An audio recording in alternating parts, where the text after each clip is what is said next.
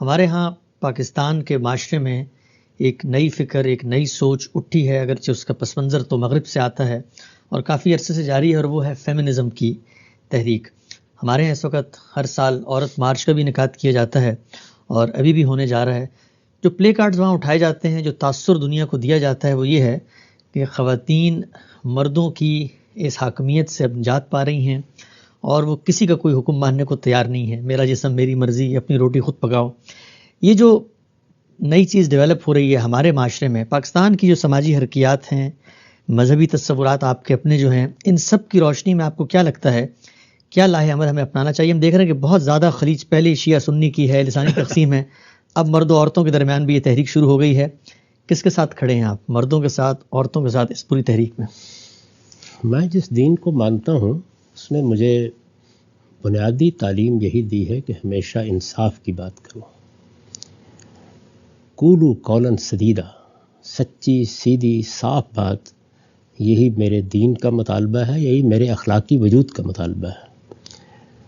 اور مجھ سے میرا ایمان یہ تقاضا کرتا ہے کہ جب بھی میں کسی چیز کی گواہی دوں تو قوامین بالقسط شہداء للہ ہو کر دوں، یعنی اللہ کے لیے اور سچائی کی بنیاد پر۔ تو اس لیے مجھے کسی کے ساتھ کیا کھڑا ہونا ہے، یہ نہ میری افتاد طبع ہے، نہ میرا مزاج ہے۔ میں یہ کوشش کروں گا کہ میں اس معاملے میں چند حقائق آپ کے سامنے رکھوں جو میرے خیال میں ہمیشہ قابل غور رہنے چاہیے۔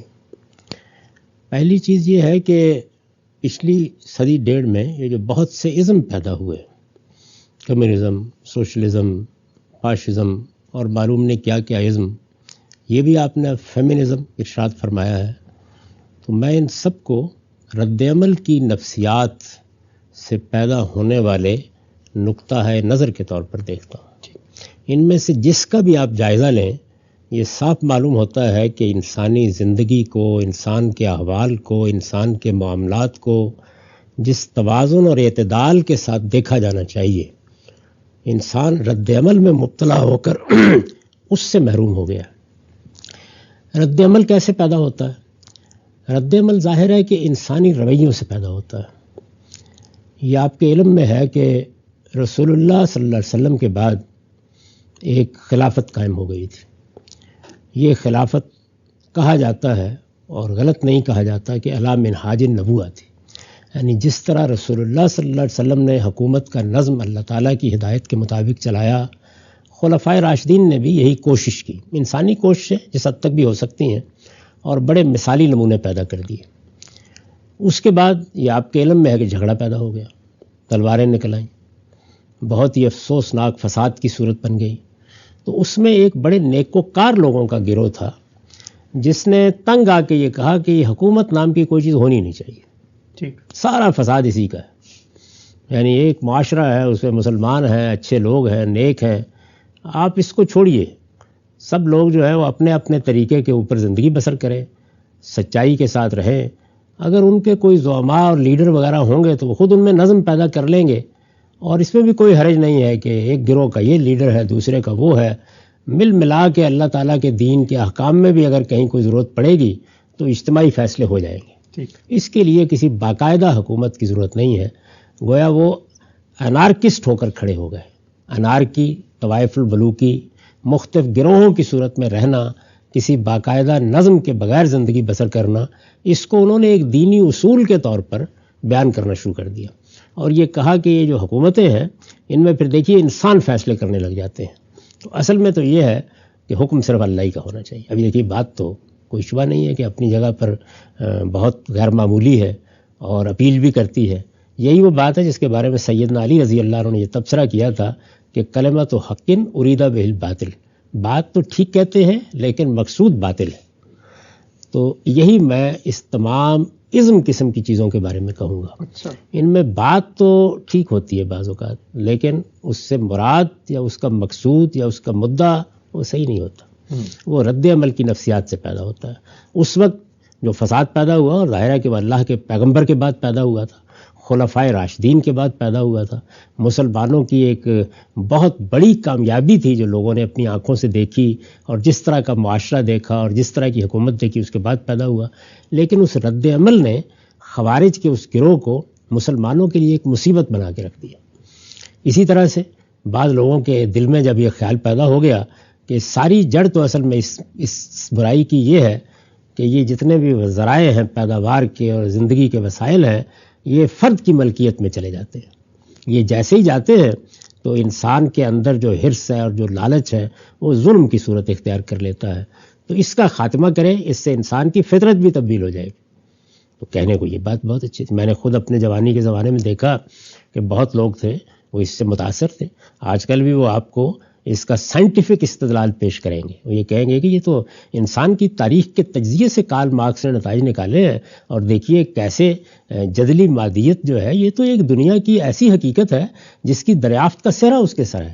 پہلی مرتبہ اس نے انسانی تاریخ کس طریقے سے آگے بڑھتی ہے اس کے اصول دریافت کر لیے ہیں۔ یہ اس سے بڑی کامیابی ہے جو نیوٹن کو ہوئی ہے یا کسی اور سائنسدان کو ہوئی ہے۔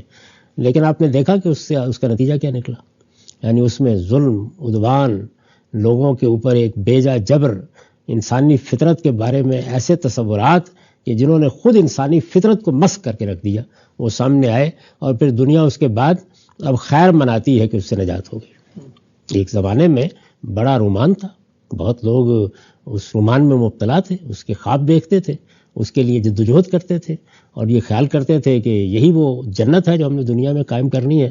آپ کو کبھی اگر موقع ملے تو ہمارے بڑے شاعر فیض احمد فیض کی ذرا مہو سال آشنائی پڑھ لیجئے، یعنی وہ جب روس سے ہو کے آئے ہیں تو معلوم یہی ہوتا ہے کہ جیسے جنت الفردوس سے ہو کے آ گئے۔ یہی صورتحال چین کے بارے میں تھی۔ تو یہ انسانی نفسیات جب رد عمل میں مبتلا ہوتی ہے، رد عمل کس چیز کا تھا؟ جس طرح وہاں میں نے آپ کو بتایا کہ ایک فساد کا رد عمل پیدا ہوا، وہی لوگ مر گئے سینکڑوں ہزاروں کی تعداد میں، جنگ جمل میں، جنگ صفین میں اتنے بڑے پیمانے پر مسلمانوں کا قتل ہوا۔ تو اس نے ایک رد عمل پیدا کیا کہ یہ بھاڑ میں جائے حکومت اور یہ سب چیزیں، اس سے نجات حاصل کرنی چاہیے۔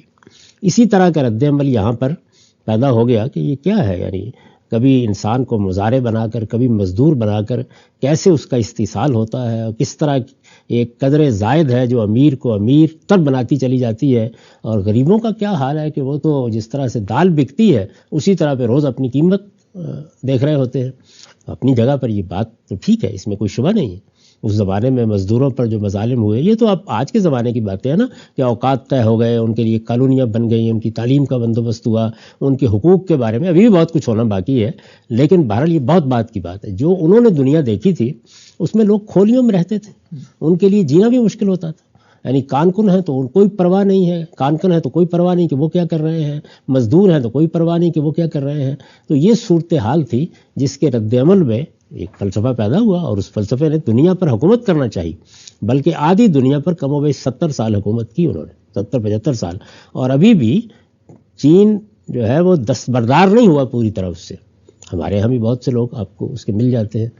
اسی طرح کی صورتحال فاشزم نے پیدا کر دی تھی، معاف کیجیے۔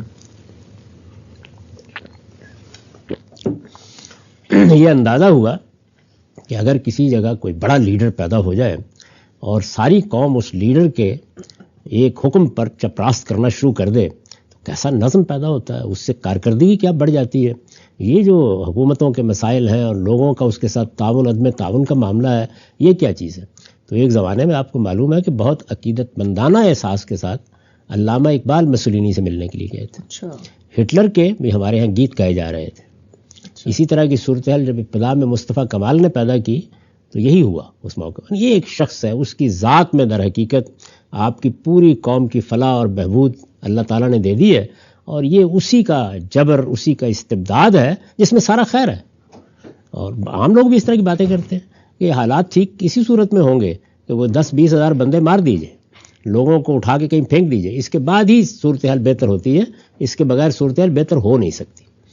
تو میں نے یہ عرض کیا کہ اس طرح کی رمیں پیدا ہوتی رہتی ہیں، اور ان کی بنیاد پر لوگ اس طرح کی باتیں بھی کرتے رہتے ہیں۔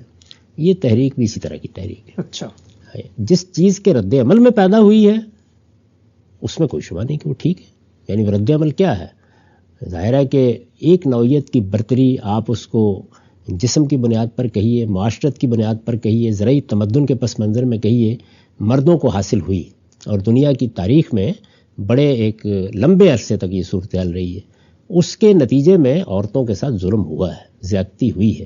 ان کی رائے کیا ہے، ان کے تعلیمی منصوبے کیا ہیں، وہ کیا چیزیں سیکھ سکتی ہیں، ان کو بہت برے طریقے سے پامال کیا گیا۔ اگر آپ پڑھیں تاریخ، اور اس میں سب لوگ ہیں، یعنی آپ زمیندارانہ تمدن میں دیکھیں عورتوں کو کس نظر سے دیکھا جاتا ہے، آپ فلسفیوں کو دیکھیں، کبھی موقع ملے تو آپ بڑے فلسفیوں کو پڑھیں، نیتشے کو پڑھ لیں، اندازہ ہو جائے گا کہ عورت کو وہ کس نگاہ سے دیکھتے ہیں، یعنی اس کی تذلیل، اس کی تحقیر لفظ لفظ سے گویا ابلی پڑ رہی ہے۔ تو یہ صورتحال اسی کی طرف زیادہ تر دیکھتا ہے نا آدمی کہ بھائی کوئی فلسفی حکیم لوگ تو کوئی معقول بات کریں گے، لیکن ان کا معاملہ بھی یہی رہا۔ جب تمدن میں، دیہات میں آپ عورتوں کو دیکھتے ہیں کہ کس طریقے سے گھر میں باہر ان کی تحقیر ہوتی ہے، ظاہر ہے کہ ہر حساس انسان کا دل دکھتا ہے، اور اس کے نتیجے میں ایک رد عمل لازمی طور پر پیدا ہوتا ہے۔ تو یہ رد عمل جو ہے یہ غلط نہیں ہے اپنی جگہ، لیکن اصل امتحان کیا ہے انسان کا؟ وہ یہ ہے کہ جب اس طرح کا رد عمل پیدا ہو جائے طبیعت کے اندر، تو اس کی نفسیات کو اپنے اوپر غلبہ نہ پانے دیں، کیونکہ اس سے عدم توازن پیدا ہوگا، اس سے اعتدال پر مبنی گفتگو مشکل ہو جائے گی۔ تو اس وجہ سے میں ہر طرح کے جو ازم ہے ان سے اللہ کی پناہ مانگتا ہوں، کیونکہ یہ کسی انتہا پسندی کے بغیر وجود ہی میں نہیں آ سکتے۔ اس میں کسی ایک چیز کے رد عمل میں یا دوسری چیز کے رد عمل میں ایک انتہا پسندانہ نقطہ نظر پیدا ہوتا ہے، اور پھر اس کو انسان ایک بہت بڑی چیز یا بڑی اچیومنٹ سمجھ کے بیان کرنا شروع کر دیتا ہے۔ تو ہونا یہ چاہیے کہ اس مسئلے کا بہت اعتدال کے ساتھ مطالعہ کیا جائے، اس کا اعتراف کیا جائے کہ عورتوں کی تعلیم، عورتوں کی ذمہ داریاں، عورتوں کے حقوق، عورتوں کے معاملات، ان کے ساتھ ہونے والے تمام امور، یہ فی الواقع اس کا تقاضا کرتے ہیں کہ ان کا سنجیدہ مطالعہ کر کے جو زیادتی ہوئی ہے اس کا ازالہ کیا جائے۔ اس ازالے کے لیے پوری سوسائٹی سرگرم ہو، یعنی یہ صرف عورتوں کا مسئلہ نہیں بلکہ بحیثیت مجموعی انسانیت کا مسئلہ ہے۔ اگر کسی گروہ کے ساتھ بھی، ہمارے یہاں بچوں کے ساتھ بعض زیادتیاں ہوتی ہیں، آپ یہ جانتے ہیں کہ چائلڈ لیبر ہے اور بہت سی چیزیں ہیں، تو اس میں کوئی ازم بنانے کی ضرورت نہیں ہوتی، بلکہ اس بات کی طرف توجہ دلانے کی ضرورت ہوتی ہے کہ لوگ سنجیدہ طریقے سے اس مسئلے کو اہمیت دیں، اس کے بارے میں اپنی رائے قائم کریں، جو زیادتیاں ہو رہی ہیں ان کا ازالہ کریں، اور جن چیزوں میں کچھ اصلاحات کی ضرورت ہے قانون کی سطح پر، تعلیمی نظام کی سطح پر، معاشرت کی سطح پر، اس میں دریغ نہ کریں۔ تو میرے نزدیک صحیح رویہ یہ ہونا چاہیے۔ باقی ازم آپ جو بھی پیدا کر لیں گے، اس کے اندر جیسے ہی اتریں گے اسی طرح کے نعرے لگیں گے، اسی طرح کی انتہا پسندانہ باتیں ہوں گی، اور اسی طرح سے اس کے نتائج نکلیں گے۔ جس طریقے سے یہ جو میں نے پہلے ازم آپ کے سامنے رکھے ہیں، ان کے نتائج بڑے بھیانک نکلے، یعنی دنیا نے 70-80 سال تک جبر کو اور استبداد کو بھگتا، اس میں کروڑوں کی تعداد میں لوگ مارے گئے، انہیں نکلنا پڑا ہے گھروں سے۔ اس وقت بھی صورتحال یہ ہے کہ وہ فضا پوری طرح بحال نہیں ہوئی کہ جس میں لوگ اپنی آزادی رائے سے فیصلے کریں، ان کو حقیقی معنی میں عزت حاصل ہو، علم اور دوسرے امور کے معاملے میں انسان کی شخصیت ایک آزادانہ فضا میں نشو و نما پائے، یونیورسٹیوں میں، کالجوں میں، دوسری جگہوں کے اوپر آزادانہ بحث مباحثے کی فضا ہو، اور علم اپنی ذات میں ترقی کرے۔ یہ ہے کہ ایک قوم نے بہت کچھ ترقی کر لی اور اس نے بہت پل بنا لیے اور بہت منارے کھڑے کر لیے، انسانی سطح پر کیا ترقی ہوئی ہے؟ تو یہ ساری چیزیں توازن سے محروم ہوئیں، اور اس کا نتیجہ آپ دیکھ رہے ہیں۔ تو بالکل اسی طرح کا نتیجہ اس سے پہلے جو نظریات پیدا ہوئے اور انہوں نے اپنے انتہا پسندانہ رویوں سے پیدا کیا، اسی طرح کا نتیجہ اس سے پیدا ہوگا، اور اس کی زد پورے خاندان کے ادارے پر پڑے گی۔ خاندان کا ادارہ انسانی تمدن کی بنیاد ہے، یہ بہت بنیادی ادارہ ہے۔ سارے ادارے درہم برہم ہو جائیں، یعنی خوارج حکومت بھی ختم کر دیں، اس سے اتنا فساد پیدا نہیں ہوتا جتنا خاندان کے ادارے میں اضمحلال آ جائے تو اس سے پیدا ہوتا ہے۔ تو میرے نزدیک اس کو کوئی بچوں کا کھیل نہیں سمجھنا چاہیے، خاندان کے ادارے کو اللہ تعالیٰ کی ایک بہت بڑی نعمت سمجھ کر اس مسئلے پہ غور کرنا چاہیے، اور پھر دیکھنا چاہیے کہ کہاں زیادتی ہو رہی ہے، کہاں کسی کی رائے کو بدترین طریقے سے کچلا جا رہا ہے، پامال کیا جا رہا ہے۔ ان میں سے ایک ایک چیز کو درست کرنا، اس کے لیے تعلیم دینا، اس کے لیے جمعیتیں بنانا، اس کے لیے لوگوں کو ایجوکیٹ کرنا، اس کے لیے قانون سازی کرنا لازماً ہونا چاہیے۔ لیکن جب تک آپ اعتدال اور توازن کے ساتھ یہ کام نہیں کریں گے تو ایک ازم آپ کو پینڈولم کی طرح ادھر لے جائے گا اور دوسرا بالکل دوسری جانب لے جائے گا۔ جی ہم تو بہت ہی آپ نے تفصیل سے تجزیہ کر کے بتایا، اور مسئلے کو بطور مسئلہ اس کو انالائز کر کے کیا صورت ہونی چاہیے، آپ نے اپنی تجاویز دیں. کچھ پہلو مزید ہیں، میں چاہتا ہوں ان پہ بھی آپ سے تبادلہ خیال ہو. ایک چیز جب آپ یہ فرماتے ہیں کہ وہ معاشرے کا نیریٹو بنے، اس کو تعلیم تربیت کا موضوع بنائیں، ایک تدریج کے ساتھ معاملہ ہو.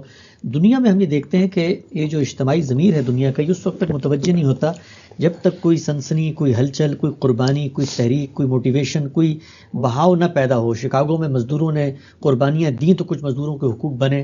اسی طرح آپ دیکھیں کہ سوشلزم یا کمیونزم کی بات تو ہے، لیکن اس کے نتیجے میں خود سرمایہ داری کے اندر جو ظلم و جبر تھا وہ کم ہوا.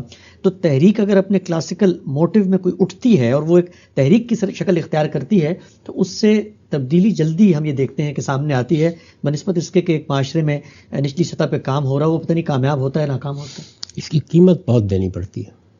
یعنی آپ جب جلدی تبدیلی لانے کے لیے اعتدال اور توازن کا راستہ اختیار نہیں کرتے تو قیمت بہت دینی پڑتی ہے. اور یہ قیمت کس کی ہے؟ یہ انسان کی قیمت ہے. یعنی یہ نہیں کہ روپیہ پیسہ دینا پڑتا ہے. لوگ مارے جاتے ہیں، لوگوں کے گھر تباہ ہوتے ہیں، لوگوں کی زندگیاں برباد ہوتی ہیں، اور بعض اوقات آپ اندازہ ہی نہیں کر سکتے کہ کن مظالم کا شکار ہو جاتے ہیں. تو اس وجہ سے جو تحریکیں اٹھائی جائیں، تحریکیں اٹھانا کوئی بری چیز نہیں ہے، جو تحریکیں اٹھائی جائیں ان کو بھی ایک توازن اور اعتدال کے ساتھ اپنا ایجنڈا ترتیب دینا چاہیے. اس کے لیے آپ جد و جہد کیسے کریں؟ تو جد و جہد میں تو بعض اوقات سختی بھی ہوتی ہے، بعض اوقات آپ کچھ آگے بھی بڑھتے ہیں، بعض اوقات آپ سخت مطالبات بھی کر دیتے ہیں. یہ جد و جہد کا لائق عمل ہے، لیکن آپ کا ایجنڈا اعتدال اور توازن پر مبنی ہونا چاہیے ہر حال میں.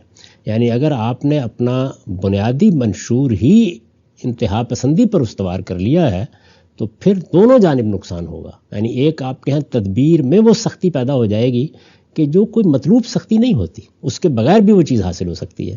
اور دوسرا یہ ہے کہ اس سے ایک خاص طرح کی ذہنی انارکی پیدا ہوگی، اور ذہنی انارکی اگر خاص طور پر خاندان اور گھر اور بچوں کی پرورش اور ان چیزوں کے بارے میں پیدا ہو جائے تو یہ انسانیت کے خلاف ایک بڑے جرم کا ارتکاب ہے.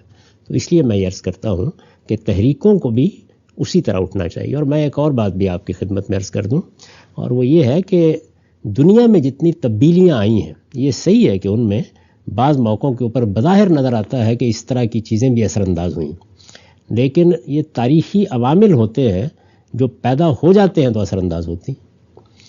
یہ آپ کے علم میں ہے کہ مسلمانوں کے ہاں کوئی 200-250 کے قریب ایسے اقدامات ہوئے ابتدائی دور میں، پہلی صدی میں، جو اس چیز کو ہدف بنا کر کیے گئے کہ ہم وہ مثالی حکومت بحال کرا رہے ہیں.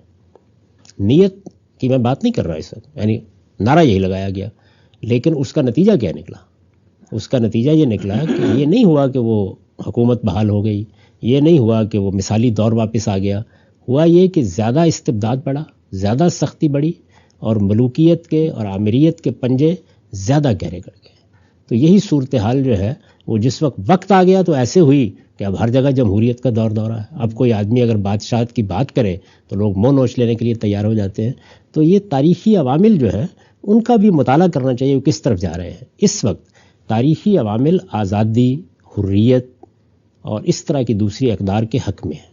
تو اس لیے اس میں کوئی انتہا پسندانہ طریقہ اختیار کرنے کی بجائے اگر تعلیم اور تربیت کا طریقہ اختیار کیا جائے، مردوں اور عورتوں کے درمیان زیادہ سے زیادہ مکالمہ ہو، وہ جن چیزوں کو محسوس کرتی ہیں وہ ان کو آزادی کے ساتھ سامنے رکھیں، اور دوسری جانب سے جن چیزوں کی طرف توجہ دلائی جائے ان پر بھی غور کیا جائے. معاشرت کیا ہوتی ہے، تہذیب کیا ہوتی ہے، سوسائٹی میں باہمی روابط کیسے بنتے ہیں، خاندان کے ادارے کو کیسے قائم رکھا جا سکتا ہے، حقوق و فرائض کی تقسیم کیسے ہونی چاہیے. تو یہ سب چیزیں ایک سنجیدہ مطالعے کا اور سنجیدہ مکالمے کا تقاضا کرتی ہیں. اگر آپ یہ طریقہ اختیار کریں گے تو خیر پیدا ہوگا، ورنہ کیا ہوگا؟ ورنہ اسی طریقے سے ہوگا کہ ایک رد عمل میں آپ ایک نعرہ لگائیں گے، اس کے جواب میں ایک دوسرے رد عمل میں دوسرا نعرہ لگ جائے گا. تو میں خواتین کی خدمت میں یہ ادب کے ساتھ عرض کرتا ہوں کہ اس وقت تاریخ ان کے حق میں ہے، تاریخ کا عمل حق میں ہے. تو اس لیے اس میں جذباتی ہونے کی ضرورت نہیں ہے، سنجیدگی کے ساتھ آگے بڑھیں، اور سنجیدگی کے ساتھ آگے بڑھ کے مسئلے کا حقیقت پسندانہ مطالعہ کر کے اس کے نتائج سامنے رکھیں. اور آخری چیز جس کی طرف توجہ دلانا ضروری ہے وہ یہ ہے کہ اس میں اللہ کی کتاب کو سامنے رکھیں. وہ مسلمان بیویاں ہیں، اللہ کی کتاب کو سامنے رکھیں گی تو اللہ کی کتاب ہے کہ جس کے اندر ہدایت بھی ہے اور نور بھی ہے، اور وہ توازن بھی ہوتا ہے کہ جو ہم بعض اوقات جذبات کے غلبے میں کھو بیٹھتے ہیں. ٹھیک، وہ اللہ کی کتاب میں، اس کی تعلیمات میں ملے گا. ان کو سامنے رکھ کر اگر لائے عمل بنایا جائے گا تو خیر و برکت ہوگی، اور ان کے پیچھے خدا کی کتاب کی طاقت بھی ہوگی، مذہب کا جذبہ بھی ہوگا. لیکن اگر وہ اس سے ہٹ کے کوئی کام کرتی ہیں تو سخت اندیشہ ہے، یہ نہیں کہ ہر چیز غلط ہو جائے گی، سخت اندیشہ ہے. اور پچھلے تجربات یہی بتاتے ہیں کہ حدود سے تجاوز ہو جاتا ہے. ٹھیک ہے. ہم سب آخری سوال جو اس موضوع پہ میں آپ سے پوچھنا چاہتا ہوں وہ یہ کہ آپ نے ذکر کیا کہ اگر وہ مسلمان ہیں اور اس جذبے اور احساس کے ساتھ حقوق کی کوئی تحریک اٹھاتی ہیں تو انہیں دیکھنا چاہیے کہ قرآن مجید کی جو ہدایت ہے، جو روشنی ہے، وہ ان کی کیا رہنمائی کرتی ہے. سوال میرا آپ سے یہ ہے کہ حقوق نسواں کی ان تحریکوں کو دین کی روشنی میں وہ کیا مطالبات ہیں جو لوگوں کے سامنے رکھنے چاہیے، معاشرے میں رائے سازی کرنی چاہیے، راہ ہموار کرنی چاہیے، قانون سازی کی طرف بڑھنا چاہیے؟ کیا قرآن اس حوالے سے کوئی رہنمائی کرتا ہے؟ دیکھیے، قرآن مجید کا تو طریقہ یہ ہے کہ وہ مسئلے کو اس کی جڑ سے واضح کر دے گا. یعنی اس کا طریقہ یہ ہے، وہ یہ بتائے گا کہ یہ جو دنیا ہے یہ کس اصول پر قائم کی گئی ہے، معاشرت کی بنیادی اقدار کیا ہیں، وہ کیا چیزیں ہیں جن کو اگر ملحوظ نہ رکھا گیا تو فساد پیدا ہو جائے گا. یہ چیزیں وہ واضح کر دے گا اور یہ اس نے کی ہیں. لیکن ان کی بنیاد پر اب کیا مسائل پیدا ہو گئے ہیں یہ تو ہر دور کا مطالعہ بتاتا ہے. یعنی اس وقت عورتوں کے لیے معاشرت کے کیا مسائل ہیں، معیشت کے کیا مسائل ہیں، تعلیم کے کیا مسائل ہیں، ان کا بہت ہی سنجیدہ طریقے سے مطالعہ کر کے ان کو متعین کرنا چاہیے. پھر دیکھنا چاہیے کہ ان مسائل کے پیدا کرنے کے اسباب کیا ہیں، یعنی کیا چیزیں ہیں جو اس کا باعث بن رہی ہیں. جب آپ یہ چیزیں بھی دیکھ لیتے ہیں تو پھر آپ توازن کے ساتھ یہ فیصلہ کرتے ہیں کہ ان میں کیا تبدیلیاں اور کیا تغیرات مطلوب ہیں. کیا تغیرات معاشرت کی سطح پہ مطلوب ہے، کیا قانون کی سطح پہ مطلوب ہے، کیا تعلیم و تعلم کی سطح پہ مطلوب ہے. اس طرح کی جو چیزیں ہیں وہ تو آپ کرنے میں کامیاب ہو جاتے ہیں. لیکن اگر آپ توازن اور اعتدال کے ساتھ آگے بڑھیں تو یہ نہیں کہ چند دنوں میں ثقافت تبدیل ہو جائے گی یا کلچر تبدیل ہو جائے گا، اس کو کچھ وقت لگتا ہے تبدیل ہونے میں. یعنی مغرب میں بھی جو تبدیلیاں آئی ہیں ان کے پیچھے 200-250 سال کی تاریخ ہے. یہ میں تسلیم کرتا ہوں کہ موجودہ زمانے میں شاید اتنا لمبا سفر کسی کے لیے بھی نہیں ہوگا، اس لیے کہ ذرائع ابلاغ غیر معمولی ہو گئے ہیں، دنیا ایک بالکل گاؤں کی صورت اختیار کر رہی ہے. تو میرا احساس یہ ہے کہ ان حقوق کی حفاظت ہو سکتی ہے، اور جو معاملات اس وقت لوگوں کے لیے فساد کا باعث بن رہے ہیں ان کو آپ درست کر سکتے ہیں. اور اگر کسی طبقے کے ساتھ کوئی غلط رویہ اختیار کیا جا رہا ہے تو اس کی اصلاح بھی کر سکتے ہیں. لیکن یہ ضروری ہے کہ اس میں توازن اور اعتدال کو ہاتھ سے نہ جانے دیا جائے. یعنی علم اور عقل، توازن اور اعتدال کیا چیز پیدا کرتی ہے؟ انسان کا اگر آپ مطالعہ کریں تو اس کے پاس خواہشات اور جذبات ہیں. خواہشات اور جذبات ہمیشہ انسان کو بے لگام اور بگٹوٹ کر دیتے ہیں. انہی کا نتیجہ ہوتا ہے جس سے رد عمل کی نفسیات پیدا ہوتی ہے. تو آپ ان پر عقل کو حاکم رکھیں، اور عقل اور علم کی حکومت اگر آپ کے جذبات اور آپ کی خواہشات پر قائم رہے گی تو یہ ساری تدبیریں بالکل مرتب ہو کے سامنے آ جائیں گی. میں اپنی طرف سے کوئی بات اس لیے نہیں کہہ رہا کہ میرے نزدیک ابھی صورتحال ایسی نہیں ہے کہ اس میں کوئی بات کہوں گا تو لوگ کہیں گے اچھا چلیں جی اس کو لے کے چل کھڑے ہوتے ہیں. میں جس چیز کی دعوت دے رہا ہوں وہ یہ ہے کہ مسائل کافی سنگین ہیں اور وہ نیچے تک ہیں اور وہ زندگی کے ہر شعبے میں ہیں. ان کا سنجیدہ مطالعہ ضروری ہے، اور جب آپ مطالعہ کریں گے تو اس میں دونوں لوگوں کی آراء آنی ہے. یہ محض یہ چیز نہیں ہے کہ قرآن کی آیت پڑھ کے یہ واضح ہو جائیں گے. قرآن مجید تو صرف یہ کرے گا کہ جس وقت آپ اس کا حل نکالنا چاہیں گے تو وہاں جو عدم توازن ہے اس کو اپنی تعلیمات سے دور کر دے گا. اس کا اصل کام یہی ہے. گزشتہ ہفتے ہم نے ایک موضوع پر آپ سے تفصیلی تبادلہ خیال کیا تھا، اور وہ موضوع تھا فیمنزم کی تحریک. اس تحریک کے بارے میں کیا اندیشے ہیں، کیا امکانات ہیں؟ آپ نے بڑی تفصیل سے اپنی رائے بتائی تھی. اس پہ ایک فیڈ بیک ہمیں موصول ہوا، بہت سارے لوگوں نے اس کو سراہا، لیکن کچھ تنقیدی پہلو بھی سامنے آئے ہیں، اور وہ یہ ہے کہ فیمنزم کی تحریک جو اٹھی ہے خواتین کے ساتھ زیادتی، ظلم، جبر، استحصال کی روایات کے خاتمے پر آواز بلند کرنے سے خواتین کو جائیداد میں، وراثت میں حصہ نہیں دیا جاتا، ڈومیسٹک وائلنس، اسی طرح آپ اداروں میں دیکھیں ان کا کام کرنے کا جو ماحول ہے وہ فراہم نہیں کیا جاتا. پارلیمانی نظام ابھی آیا ہے، کچھ عرصہ ہوا ووٹ کا حق ملا ہے، بنیادی انسانی حقوق سے خواتین محروم تھیں. ان کی اس تحریک کو آپ نے موازنہ کیا فاشزم یا سوشلزم یا کمیونزم کی تحریکوں کے ساتھ. یہ تو خالصتاً ایک حقوق کی تحریک ہے. ان کی اس زیادتی پر جو ان سے ہوتی ہے اس پہ کم گفتگو ہوئی، اور ان کی جو ازم ہے اس کا موازنہ زیادہ کیا. کیا کہیں گے اس بارے میں؟ میں نے ان میں سے کسی کے ساتھ بھی موازنہ نہیں کیا تھا. جس چیز کی طرف بہت ادب کے ساتھ توجہ دلائی تھی وہ یہ تھی کہ مقاصد بہت اچھے ہوتے ہیں، معاملہ بھی سنجیدہ غور و خوض کا متقاضی ہوتا ہے، لیکن جس وقت ہم اس کو ازم بناتے ہیں تو اس سے کچھ خرابیاں پیدا ہوتی ہیں. یعنی تقابل اصل میں ازم بنانے کے رویے کا تھا، خواہ وہ کسی معاشی مقصد سے بنایا جائے، خواہ وہ کسی سیاسی مقصد سے بنایا جائے، خواہ حقوق کے پہلو سے بنایا جائے۔ اس کو آپ ایک مثال سے یوں سمجھیے کہ ہمارے ہاں ہر شخص جو صاحب علم ہے، وہ سائنس میں کام کر رہا ہو، وہ کسی دوسرے علم میں کام کر رہا ہو، وہ دینی علوم میں، دین کے معارف میں کام کر رہا ہو، کوئی ایک رائے بن جاتی ہے اور اس رائے میں دوسروں سے اختلاف بھی ہوتا ہے۔ جب کچھ بڑے لوگ کسی خاص علم یا فن میں پیدا ہو جاتے ہیں تو فطری طریقے پر بہت سے لوگ ان کے ساتھ اتفاق کا اظہار کرنے لگ جاتے ہیں۔ اس سے مدارس سے فکر یا سکولز آف تھاٹ وجود میں آتے ہیں۔ اتنی حد تک یہ کوئی بری بات نہیں، لیکن جیسے ہی آپ اس کو ایک فرقے کا نام دے دیتے ہیں تو اس کا نتیجہ یہ نکلتا ہے کہ ایک صحیح بات یا ایک صحیح بات کو کہنے کے لیے جو حق آپ کو حاصل ہے اس کا استعمال، وہ نتیجے کے طور پر افتراق کا باعث بن جاتا ہے، انتہا پسندی پیدا ہو جاتی ہے۔ تو میں یہ توجہ دلا رہا تھا کہ انتہا پسندی سے ہر حال میں بچنا چاہیے، اور انتہا پسندی پیدا کب ہوتی ہے؟ اسی وقت تو پیدا ہوتی ہے کہ جب انسان مظلوم ہوتا ہے۔ اچھا، اس لیے کہ جیسے ہی آپ کے ساتھ ستم توڑا جائے گا، آپ پر ظلم کیا جائے گا، آپ کے حقوق تلف کیے جائیں گے، آپ کی جان مال آبرو کے خلاف کوئی اقدام کیا جائے گا، تو آخر رد عمل اس کے نتیجے ہی میں پیدا ہوگا نا۔ یعنی انسان ظاہر ہے کہ اپنی جان کی، اپنے مال کی، اپنی عزت کے بارے میں بڑا حساس ہوتا ہے، ٹھیک، ان سب چیزوں کی حفاظت کرنا چاہتا ہے۔ تو اس کو جب خطرے لاحق ہوں گے یا ان چیزوں کو پامال کرنے کی صحیح ہوگی تو اس کے نتیجے میں غم پیدا ہوگا، غصہ آئے گا، رد عمل کی ایک نفسیات پیدا ہوگی۔ تو اس موقع کے اوپر جو آپ ایک اچھا کام کر رہے ہیں اس کو عزم بنا کے پیش کریں گے تو کچھ دیر کے بعد، اور وہ زیادہ لوگ نہیں ہوتے، چند لوگ ہوتے ہیں جو آپ میں نمایاں ہوں گے، اور پھر وہ اس عزم کو کسی انتہا تک پہنچا دیں گے۔ اور جب چیزیں اس طرح انتہا تک پہنچ جاتی ہیں تو اس کے نقصانات سامنے آتے ہیں۔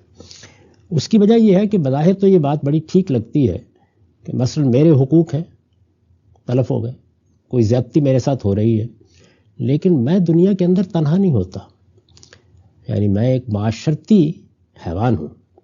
معاملے کی نوعیت یہ نہیں ہے کہ میں کسی جنگل کے اندر رہ رہا ہوں، میرے دوسروں کے ساتھ معاملات ہوتے ہیں، تو حقوق لازماً مقابلے میں کچھ دوسروں کے حقوق پیدا کرتے ہیں۔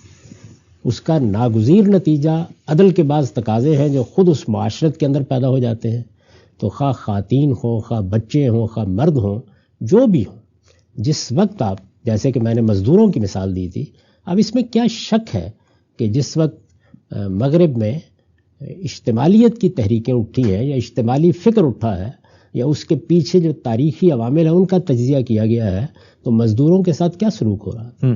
یعنی ان کے اوپر انہیں انسان ہی نہیں سمجھا جاتا تھا۔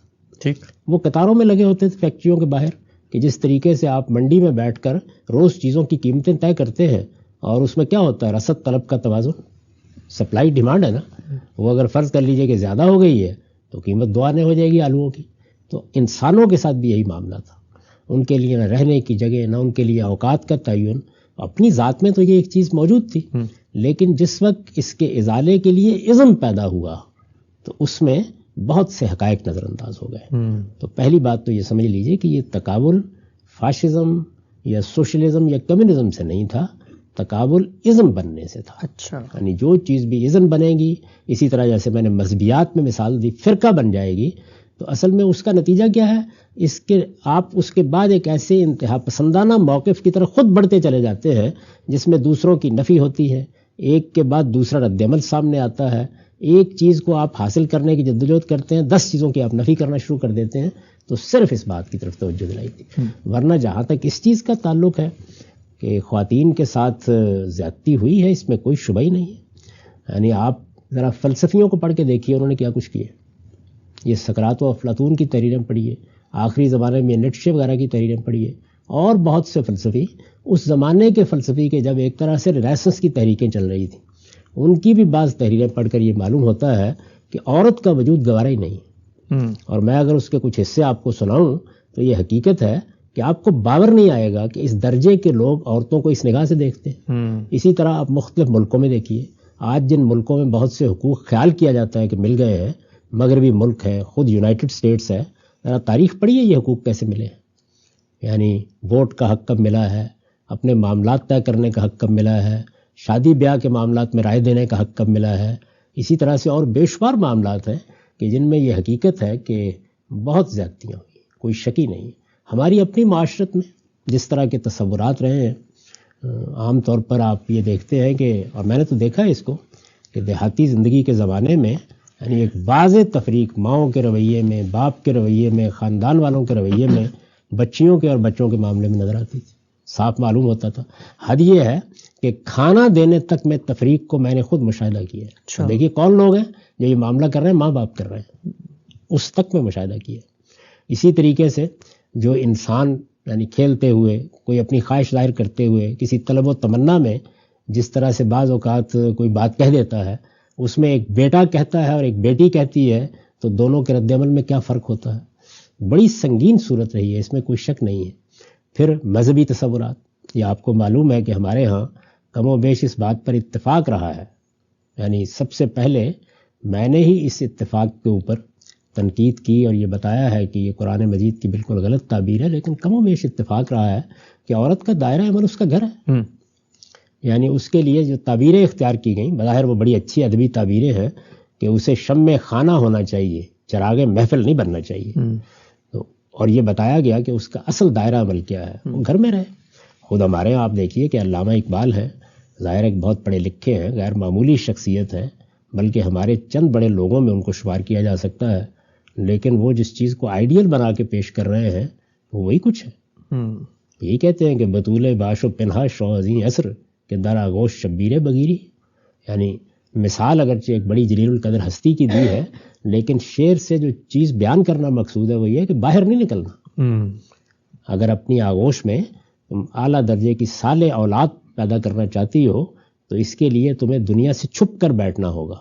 اب ظاہر اس کی کچھ معنی ہے نا، اس کا مطلب ہے کہ صرف دائرہ عمل ہی نہیں ہے، بلکہ اگر وہ پڑھنا چاہتی ہے، وہ علم حاصل کرنا چاہتی ہے، وہ اپنی صلاحیت کے مطابق سوسائٹی میں کوئی کردار ادا کرنا چاہتی ہے تو اس کی کوئی گنجائش نہیں.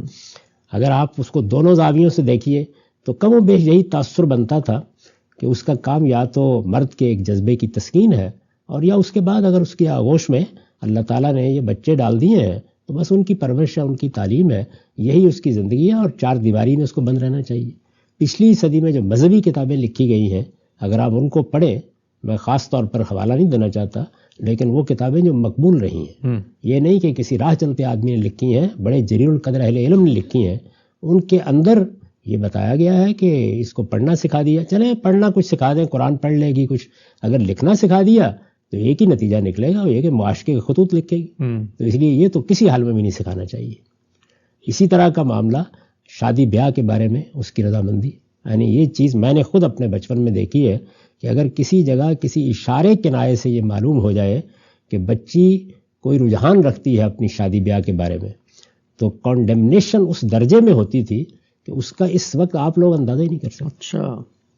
یعنی پورے گھر میں، پورے خاندان میں، پورے علاقے میں، پوری برادری میں کیا صورتحال پیدا ہو جاتی تھی، اس کی طرف نگاہیں کس طریقے سے اٹھتی تھی، یہ سب دیکھا ہے. اچھا پھر یہ کہ جو اس کے لیے ماحول بنا دیا گیا تھا، تعلیم اس نے نہیں پانی، تربیت اس کو نہیں دینی، دنیا کے ساتھ اس کا کوئی معاملہ نہیں ہے، دنیا کہاں پہنچ رہی ہے اس کے احوال پر اس کی نظر نہیں.